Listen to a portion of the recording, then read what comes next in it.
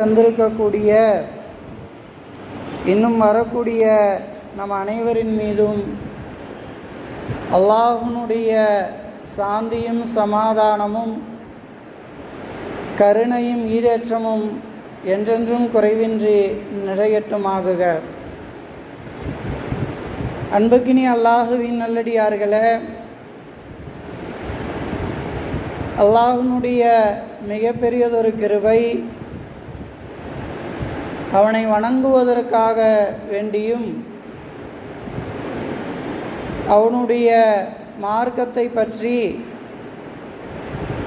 சில விஷயங்களை தெரிந்து கொள்வதற்காக வேண்டியும் இன்றைய தினத்திலே அல்லாஹ் நம்மவர்களுக்கு வாய்ப்பளித்திருக்கின்றானே, இது அல்லாஹ் நம் மீது செய்த மிகப்பெரியதொரு கிருபையாக இருக்கின்றது. அதனுடைய அடிப்படையில் முஹர்ரம் மாதத்தை முன்னிட்டு நபீனா மூசா அலைஹி வஸ்ஸலாம் அவர்களுடைய சிந்தனையாக ஒரு சில விஷயங்களை நாம் பார்க்க இருக்கிறோம். அன்புக்கினி அல்லாஹுவின் நல்லடியார்களே, சென்ற ஆஷுரா தினத்திலே நபீனா மூசா அலைஹி வஸ்ஸலாம் அவர்கள் கொடுங்கோல் ஆட்சி செய்து கொண்டிருந்த ஃபிரௌனிடத்தில் இருந்து இஸ்ரவேலர்களை காப்பாற்றி பல்வேறு விதமாக அவர்களை வழிநடத்தினார்கள். இஸ்ரவேலர்கள் என்று சொன்னால் நபீனா யாக்கூப் அலைஹி வஸ்ஸலாம் அவர்களுடைய 12 பிள்ளைகளுடைய சந்ததிகள் தான். அல்லாஹு தாலா இஸ்ராயில் என்பதாக யாக்கூப் அலைஹி வஸ்ஸலாம் அவர்களுக்கு இன்னொரு பேர் இருக்கிறது. 4வது ஜுஸூலே அதை பதிவு செய்திருக்கிறான். அந்த 12 பிள்ளைகளுடைய வழித்தோன்றல்கள் தான் யூசுஃப் அலைஹி வஸ்ஸலாம். அந்த நபிமார்களுடைய வழியாக வந்தவர்கள் கிட்டத்தட்ட 4000 நபிமார்கள் அவர்களுக்கு அனுப்பப்பட்டார்கள்.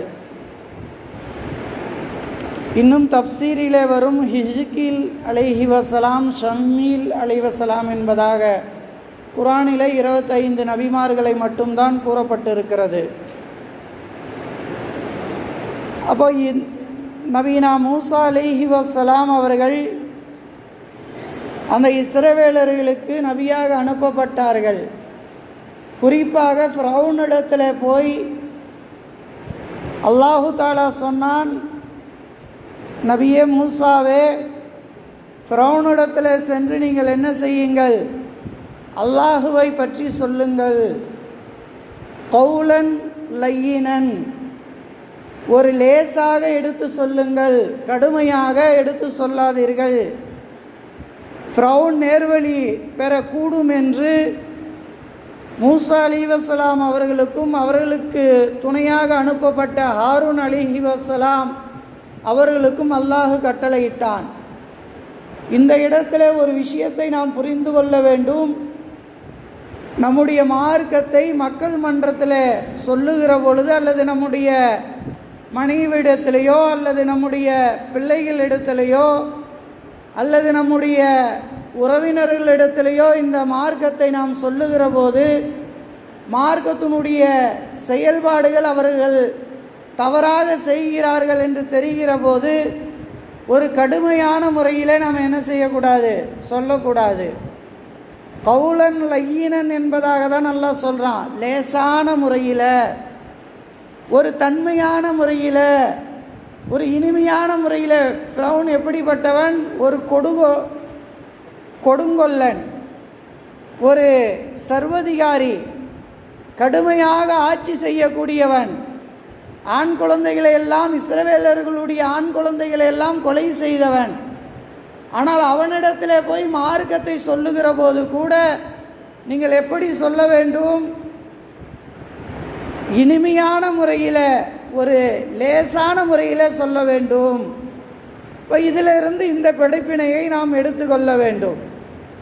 யாரிடத்தில் மார்க்கத்தை சொல்வதாக இருந்தாலும் நாம் என்ன செய்யணும்? ஏன்னா ஹிதாயத்து தரக்கூடியவன் அல்லாஹ். நாம் நபியிட்டே அல்லாஹு தாலா என்ன சொன்னான்? நபியே, அவர்கள் இந்த மார்க்கத்திலே வராமல் இருந்து விடுவார்கள் என்று நீங்கள் கவலைப்பட்டு உங்களையே நீங்கள் அழித்து கொள்வீர்கள் போலோ என்று அல்லாஹ் கேட்கிறான் குர்ஆனிலே.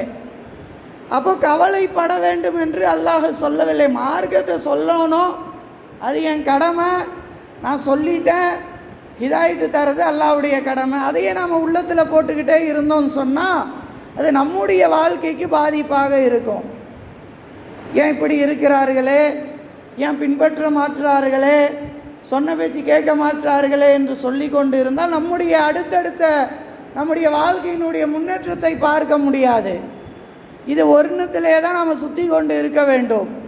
இப்போ நபீனா மூசா அலைஹிஸ்ஸலாம் அவர்களுக்கும் ஹாரூன் அலைஹிஸ்ஸலாம் அவர்களுக்கும் அல்லாஹு தாலா ஃபிரௌனிடத்தில் சென்று நீங்கள் மார்க்கத்தை சொல்லுங்கள் என்ற அதிலிருந்து நாம் படிப்பினை பெறக்கூடிய படிப்பினை என்னவென்று சொன்னால், நாம் யாரிடத்தில் சொல்வதாக இருந்தாலும் அதை கடுமையான முறையில் நீங்கள் தொழுவு வரலன்னு சொன்னால் உங்களுடைய வியாபாரம் வீணாயிரும். நான் திருச்சியில் ஒரு சாத்தி இருந்தார், அவர் அப்படி தான் சொல்லுவார். எல்லாருமே வெறுப்பாங்க. போனால் ஒருத்தரை போய் தொழுவை கூப்பிட்றதா இருந்தால் வியாபாரத்துக்கு மட்டும் போகிறீங்களே, எல்லாத்துக்கும் போகிறீங்களா, அது விளங்காது. அந்த மாதிரியான இது உதாரணத்துக்கு தான் சொன்னால், அவரை குறிப்பிடணும்னு அவசியம் இல்லை. இப்போ அந்த மாதிரி கடுமையான வார்த்தைகளை என்னத்தா தொழு வரணும் தா, நம்ம களிமா சொல்லியிருக்கோம் தா, நம்முடைய தொழுவை நம்ம மீது கடமையாக்கி இருக்குது, கொஞ்ச காலம் இந்த உலகத்தில் வாழ போகிறோம், அல்லாஹ்கிட்ட போய் நம்ம பதில் சொல்லணுமா இல்லையா, அந்த மாதிரி சொல்கிறது எப்படி இருக்குது? நீ வியாபாரத்துக்கு மட்டும் போய் வியாபாரத்தில் எப்படி அல்லாஹ் கொடுப்பான், நீ விளங்கிடுவியா அப்படின்னு சொன்னால் எப்படி இருக்குது? அப்போ இந்த விஷயத்தை நாம் எல்லா இடத்துலையும் கடைபிடிக்கணும். நம்முடைய பிள்ளைகள் இடத்துல, நம்முடைய மனைவி இடத்துல, நம்முடைய தந்தை இடத்துல, நம்முடைய உறவினர்களிடத்தில் எங்கெல்லாம் நாம் பார்க்கிற போது, நம்முடைய மார்க்கத்தை பேசுகிற போது கௌலன் லயீனன், ஒரு லேசான சொல்லு, ஒரு இனிமையான சொல்லு எங்கே அதை விட ஒரு இனிமையான சொல்லு இருக்காது. அப்படிப்பட்ட ஒரு இனிமையான சொல்லை தான் நாம் என்ன செய்ய வேண்டும்? பயன்படுத்த வேண்டும். இப்போ இந்த இனிமையான சொல்லை சொன்னா, அல்லாஹ்வுடைய தூதர், நான் இந்த மாதிரி இஸ்ரவேலர்களுக்கு நபியாக அனுப்பப்பட்டு இருக்கிறேன் என்று மூசா அலைஹிஸ்ஸலாம் அவர்கள் ஃபிரௌனிடத்தில் போய் என்ன செய்கிறாங்க? சொல்கிறாங்க. இப்போ ஃபிரௌனுக்கும் மூசா அலைஹிஸ்ஸலாமுக்கும் சில பேச்சுவார்த்தை நடைபெறுகிறது. அப்போ மூசா அலைஹிஸ்ஸலாத்திட்ட ஆதாரம் கேட்கிறான் ஃபிரௌன். இது மாதிரி சில ஆதாரங்களை சொல்லி, நான் அந்த கைத்தடியை அசாவை நான் கீழே போட்டால் பாம்பாக மாறும், இது அல்லாஹ் எனக்கு கொடுத்த அத்தாரிட்டியாக இருக்கிறது நான் நபி என்பதற்கு. அப்படியா? ஒரு நாளை நம்ம என்ன செஞ்சுக்கலாம்? முடிவு செஞ்சுக்கலாம். ஒரு நாளை என்ன செஞ்சுக்கலாம்? முடிவு செஞ்சுக்கிட்டு நான் ஊரில் உள்ள சூனியக்காரர்களை எல்லாம் கூப்பிடுகிறேன், மந்திரவாதிகளை எல்லாம் கூப்பிடுகிறேன். கூப்பிட்டு நீங்கள் என்ன செய்யுங்க? பாம்பாக மாற்றுங்க. அவங்கள ஜெயிச்சிட்டிங்கன்னு சொன்னால் நான் உங்களை நபியாக ஏற்றுக்கிறேன் அப்படின்னு ஃபிரௌன் என்ன செஞ்சிட்டான்? ஒரு நாள் முடிவு பண்ணுறாங்க. ஒரு நாள் இது 20வது சூறாவில் முழுமையாகவே அல்லாஹ் சொல்லி காட்டுகிறான். அந்த ஆயத்தெல்லாம் சொல்லி விளக்கம் சொல்வதாக இருந்தால் நேரம் அதிகமாக எடுக்கும் என்பதற்காக நான் அந்த என்ன நடந்ததோ அந்த விஷயத்தை சொல்லுகிறேன். குர்ஆனில் முழுக்க சொல்லக்கூடிய விஷயம் இது. அப்போ ஒரு நாளில் எல்லா மக்களும் கூட்டப்படுகிறது. கூட்டப்பட்டு அந்த நாட்டிலே உள்ள சூனியக்காரர்களை எல்லாம், ஈஜிப்டிலே உள்ள சூனியக்காரர்கள் எல்லாம் வந்து விடுகிறார்கள்.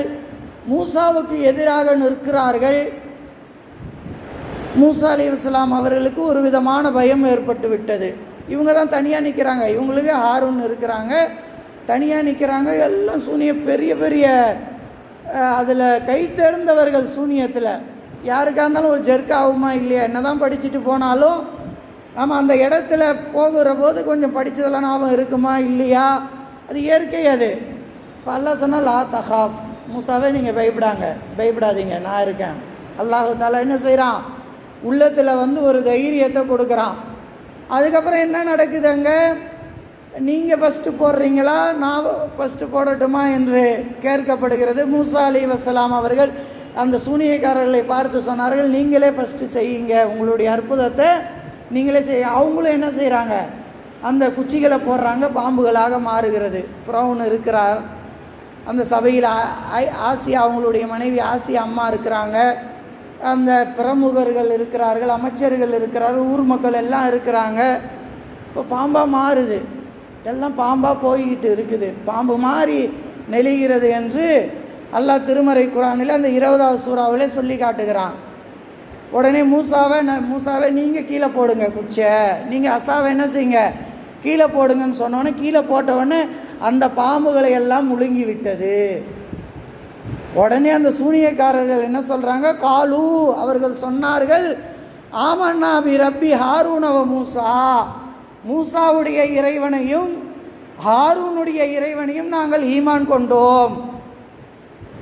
அன்புக்கினி அல்லாஹ்வின் நல்லடியார்களே, சூனியக்காரர்கள் அத்தனை பேரும் ஈமான் கொண்டுட்டாங்க. ஃபிரௌன் எப்படி கூட்டு வந்தான், நான் இதில் நீங்கள் மூசாவை வெற்றி அடைஞ்சிட்டிங்கன்னு சொன்னால் எனக்கு நெருக்கமாக வைத்து கொள்வேன். இதெல்லாம் குர்ஆனுடைய ஆயத்து, அப்படியே நான் தமிழில் சொல்கிறேன். நான் நெருக்கமாக வைத்து கொள்வேன், பல பதவிகளை தருவேன். நீங்கள் மூசாவை வென்றெடுத்துட்டிங்கன்னா இப்போது இது மாதிரி சொன்னால் இதிலெல்லாம் நம்மளுக்கு நல்ல படிப்பினை இருக்கிறது. என்ன படிப்பினைனா, இவங்க சூனியக்காரர்களுக்கு பல பதவிகள் கிடைக்க போகுது. மந்திரவாதினா யாரும் மதிக்க மாட்டாங்க. ஆனால் ஒரு அரசன் நான் நெருக்கமாக வச்சுக்குவேன், ஒரு பதவியை தருவேன் எல்லாம் சொல்கிறான்.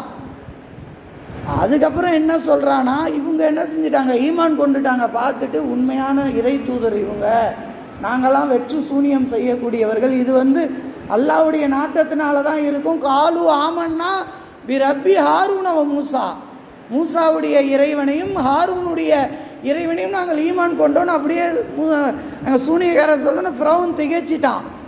ஃபிரௌன் என்ன சொல்கிறான், எப்படி நீங்கள், நான் தானே உங்களை கூட்டு வந்தேன், நான் உங்களுக்கு பதவியெலாம் தரேன்னு சொன்னனே, உங்களுடைய குருவா அவரு, உங்களுடைய ஹிலாஃப், அதாவது ஒரு கை மாறு காலை நான் எடுத்துருவேன் அப்படின்னு சொல்கிறான். எது வேணாலும் எடுத்துக்கோ. இப்போ அந்த இடத்துல என்ன சொல்கிறாங்க, நீ ஃபிரௌனே, நீ எது வேணாலும் செஞ்சிக்கோ, நீ எனக்கு பதவி தரேன்னு சொன்னீங்க, எல்லாம் தரேன்னு சொன்னீங்க, நான் உண்மை இது. அந்த சூனியக்கார பாம்பின் கால் பாம்பு அறியும்னு சொல்லுவாங்க. ஏன்னா அவங்களுக்கு தெரியுமா இல்லையா, அந்த காலகட்டத்தில் சூனியம் மிகைத்து இருந்தது. இந்த காலகட்டத்தில் அந்த கலையே இல்லை.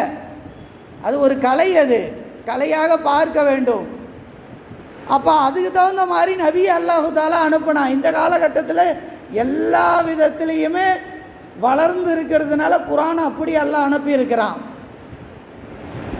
அப்போது இந்த இடத்துல நாம் சிந்திச்சு பார்க்கணும், அவர்களுக்கு நெருக்கமான பதவிகள் கிடைக்க போது. சும்மா கூட மூசா அலைஹிஸ்ஸலாம் அவர்களை எதிர்த்து இருக்கலாம், சும்மா கூட ஃபிரௌனுக்கு சப்போர்ட் செய்திருக்கலாம். உண்மை தெரிந்தாலும் கூட அதையெல்லாம் விட்டு ஃபிரௌன் எப்படியும் நம்மளை தொலைத்து விடுவான், ஃபிரௌன் எப்படியும் நம்மை கொலை செய்து விடுவான், நம்முடைய வாழ்க்கை இதோடு முடிந்துவிடும் என்று தெரிந்தும் கூட அவர்கள் என்ன செய்கிறார்கள், உண்மையை விளங்கி அந்த இடத்துல எதற்கெல்லாம் தயாராகி வந்து விட்டார்கள் என்று சொன்னால், இந்த இடத்துல அவர்களுக்கு இந்த உலக வாழ்க்கை முடியுது, மறுமையினுடைய நோக்கமாக இருக்குது. நாம் எதுக்கு இஸ்லாத்தில் இருக்கிறோம், நாம் எதுக்கு தொழுகிறோம், நாம் எதுக்கு நோன்பு வைக்கிறோம், இந்த மறுமையில் வெற்றி பெறதுக்கு தான். நம்ம தொழுகிறதுனால ஏதாவது இந்த உலகத்தில் கிடைக்குதா? அந்த நேரத்தில் கடையில் உட்காந்தா 4 வியாபாரத்தை பார்க்கலாமா இல்லையா? எதுக்கு சாப்பிடாம இருக்கிறோமா இல்லையா? காலையில் 4 மணிக்கு ஏஞ்சி சகரு செய்கிறது எவ்வளோ சிரமம். அது அப்படியே தூங்கி ஏஞ்சிட்டு நம்ம மாட்டுன்னு எல்லாரும் மாதிரி இருக்கலாமா இல்லையா? அந்த சிரமத்தெல்லாம் எதுக்கு? இந்த உலகத்தில் ஏதாவது பைசா கிடைக்குதா? இல்லை, அல்லாஹ்வுக்காக செய்கிறோம். மறுமையினுடைய நோக்கம். அப்போ அந்த மறுமையினுடைய நோக்கத்தை தெளிவாக எல்லா இடத்துலையும் நாம் என்ன செஞ்சிடணும், கொண்டுட்டு வரணும். அதுதான் இந்த சூனியக்காரர்லேருந்து நமக்கு கிடைக்குது. மறுமையினுடைய வெற்றி தான் இந்த மேட்டு. எங்களுக்கு உண்மை விளங்கி விட்டது. எங்களுக்கு என்னது? உண்மை விளங்கி விட்டது. மூசா உண்மையான இறை தூதர். நீ கொடுக்குற பதவி வேணாம், நீ கொடுக்குற எதுவுமே வேணாம் என்று என்ன செய்கிறாங்க? உடனடியாக. அப்போ அதுலேருந்து நமக்கு படிப்பனை வருது. எதுவாக இருந்தாலும் நாம் மறுமையை முன்னிறுத்தணும். அடுத்தது ஆயிஷா அம்மா. அல்லாஹு தாலா திருமறை குரானில் 66வது சூறாவில் சொல்லி காட்டுறான். 11வது இறைவசனமாக மூமினான, அதாவது மூமினான நமக்கு அல்லாஹு தாலா 2 பெண்மணிகளை உதாரணம் காட்டுகிறான். அதில் ஒரு பெண்மணி ஆயிஷா அம்மா, ஆசியா அம்மா. ஆசியா அம்மா யார்? ஃபிரௌனுடைய மனைவி. அவங்கள உதாரணம் காட்டுகிறான். ஒதரபல்லாஹு மஸலல் இல்லதீன ஆமனு இம்ரஅத ஃபிரௌன். அல்லாஹு தஆலா உங்களுக்கு உதாரணமாக எடுத்து காட்டுகிறான். ஆமனு இம்ரஅத ஃபிரௌன், ஃபிரௌனுடைய மனைவியை. ஃபிரௌனுடைய மனைவி என்ன சொன்னாங்க? ஃபிரௌனுடைய மனைவி, இது காலத்து ரப்பிபினிலி இந்தக பைத்தன் ஃபில் ஜன்னதி வனஜ்ஜினி மின் ஃபிரௌன வ அமலிஹி. யா அல்லாஹ், சொர்க்கத்தில் எனக்கு ஒரு வீட்டை கட்டி கொடு. இந்த சம்பவத்தை பார்த்த, இந்த நிகழ்வை பார்த்த ஆசியா அம்மையார் இஸ்லாத்துக்கு வராங்கங்க. ஈமான் கொண்டுட்டாங்கன்னா சாதாரணமான விஷயம் இல்லை. அதுலேருந்து நமக்கு கிடைக்கிற படிப்பினை என்ன? ஒரு பட்டத்து அரசி. அவங்க ஏதோ சாதாரண ரோட்டில் இருந்து ஈமான் கொள்ளலை. ரோட்டில் இருந்துட்டு ஈமான் கொண்டுட்டா இறந்து போயிடுவோன்னு ஈமான் கொள்ளலை. பட்டத்து அரசியாக இருக்கிறாங்க. ஃபிரௌனு தான் இந்த காலத்தில் ஒரு எம்எல்ஏவாக ஆகிட்டா, எம்பியாக ஆகிட்டா, ஒரு ஜனநாயக நாட்டில் எப்படியெல்லாம் ஆடுறாங்க. மக்கள் கேள்வி கேட்பாங்கன்னு தெரிஞ்சும், 5 வருடத்துக்கு அப்புறம் அந்த பதவி நிலையில்லை என்று தெரிந்தும், நியூஸ் பேப்பர் இருக்கிறது, ஃபேஸ்புக் இருக்கிறது, எல்லாத்துலேயும் தன்னுடைய தவறுகளை எடுத்து மக்கள் மன்றத்தில் மக்கள் வைத்து விடுவார்கள் என்று தெரிந்தும் ஒரு எம்எல்ஏ ஆடக்கூடிய ஆட்டத்தை பார்க்குறோமா இல்லையா? ஆனால் பட்டத்து அரசியாக இருக்கக்கூடிய ஃபிரௌனுடைய மனைவி என்ன சொல்கிறாங்க? நான் ஈமான் கொண்டுடுறேன், மூசாவுடைய ரப்புவை நான் ஈமான் கொண்டுடுறேன். அல்ல ஈமான்தாரிகளுக்கு உதாரணம் எடுத்து காட்டுறான். ஏன் காட்டுறான் தெரியுமா? எதுக்காக காட்டுறான்? பட்டத்து அரசியாக இருக்காங்க. ஈமானை உள்ள மறைச்சிக்கிட்டு இருந்தாங்கன்னு சொன்னான், ஈமான் கொள்ளாமல் இருந்தாங்கன்னு சொன்னால் ஃபிரௌனுக்கு கிடைக்கக்கூடிய அனைத்து சுகங்களும் இவங்களுக்கு கிடைக்கும். இவங்க ஆர்டர் பண்ணாங்கன்னா எல்லாம் நடக்கும். இவங்களுக்கு கீழே பல லட்சம் மக்கள் இவங்களுக்கு உதவியாளராக இருப்பாங்க. இது மட்டுமல்ல, பெண்களுக்கே உள்ள ஒரு தன்மை என்ன? ஆண்கள் இருக்கிறோமே, நம்ம சாப்பாட்டுக்கு முக்கியத்துவம் கொடுப்போம். பெண்கள் சாப்பாட்டுக்கு முக்கியத்துவம் கொடுக்க மாட்டாங்கங்க. நமக்கு நாம் கறி வாங்கி கொடுத்துட்டு வருவோம், சமைச்சு வைப்பாங்க, நாம் போய் நல்லா நீங்கள் சாப்பிடுங்க நமக்கு செஞ்சு வச்சுட்டு கடைசியில் உள்ளதை ஏதோ அந்த உள்ளதை போட்டு குழம்பு மட்டும் இருந்தால் கூட சாப்பிட்ருவாங்க. ஆனால் பகட்டுக்கு முக்கியத்துவம் கொடுப்பாங்க. ஒரு ஆண் சட்டை வாங்கினா, நான் சட்டை வாங்கியிருக்கேன் நான் போய் சொல்லுவோம். ஒரு சேலை ஒரு 200 வாங்கினா 25 வீட்டுக்கு போய் சொல்லிட்டு வந்துடுவாங்க. என்ன காரணம்? பகட்டு. எதுக்காக வெளிநாட்டுக்கு அனுப்புகிறாங்க? தஞ்சை மாவட்டங்களில், கீழக்கரை போன்ற ஊர்களில், காயல் பட்டணத்தில் கட்ட விளக்குமாறாக இருந்தாலும் கப்பல் விளக்குமாறு இருக்கணும். என்ன காரணம்? பகட்டு. என்னுடைய மாப்பிள்ளை குவைத்தில் இருக்கிறாரு, என்னுடைய மாப்பிள்ளை பஹ்ரைனில் இருக்கிறார், அவங்க அங்கே கஷ்டப்படுவாங்க, வெளிநாட்டில் போய் பார்க்குறோம். இப்போ ஒரு 10க்கு 10 ரூமில் 25 பேரை அடைச்சி வச்சுருப்பான், 20 பேரை அடைச்சி வச்சுருப்பான். என் மாப்பிள்ளை அங்கே இருக்கு. அதான் கட்ட விளக்குமாறாக இருந்தாலும் கப்பல் விளக்குமாறு இருக்கணும். அப்போ பெண்கள் பகட்டுக்காக உள்ளவர்கள். அதை நான் குறை சொல்லலை, அதுதான் அவர்களுடைய நேச்சுரல். அப்படி இருக்கிற போது ஒரு பட்டத்து அரசியாக இருக்கக்கூடிய ஆசியா அம்மையார் அவர்கள் அதையெல்லாம் துறந்து, இந்த பதவியெல்லாம் போயிடும், இந்த நகையெல்லாம் இப்போ பிடுங்கிடுவான் ஃபிரௌனு, இந்த ஆடையெல்லாம் ஃபிரௌனு பிடுங்கிடுவான், நான் நடு ரோட்டில் நிற்கணும் அப்படின்னு ஒரு சூழ்நிலை இருந்தாலும் கூட மூசாவுடைய ரப்பை நான் ஏற்றுக்கொள்கிறேன், எனக்கு எதுவுமே வேணாம், இந்த பட்டத்து அரசி என்ற பதவி வேணாம், எந்த ஒரு ஃபிரௌன் இடத்துல இருந்து எந்த ஒரு இதுவும் வேணாம் எனக்கு, நான் ரோட்டில் நின்றாலும் இந்த ஈமானோடு தான் நிற்பேன். ஏன்னா உண்மையை விளங்கிட்டாங்க. அதனால தான் அல்லாஹ் சொல்கிறான், என்ன சொல்லி காட்டுறான், வதரபல்லாஹு மசலல் இல்லதீன ஆமனும்ராத்த ஃபிரௌன், மூமினான பெண்களே மூமினான ஆண்களே, இன்னைக்கு எது எதுக்கோ உங்களுடைய ஈமானை விட்டுட்டு போகிறீங்களே, சாதாரண லவ் பண்ணுறீங்க, லவ் பண்ணுறதுக்காக எல்லாத்தையுமே தியாகம் செஞ்சுட்டு போகிறாங்களா இல்லையா? அப்போ அதுக்கப்புறம் கசந்து போகக்கூடிய வாழ்க்கை, ஒரு 3 மாதம் 6 மாதம் அதையெல்லாம் கடந்து தான் நாம் வந்திருக்கிறோம். அது கசந்து போகக்கூடிய வாழ்க்கைக்காக வேண்டி நம்முடைய ஈமானை நம்ம விட்டு போகிறோமே.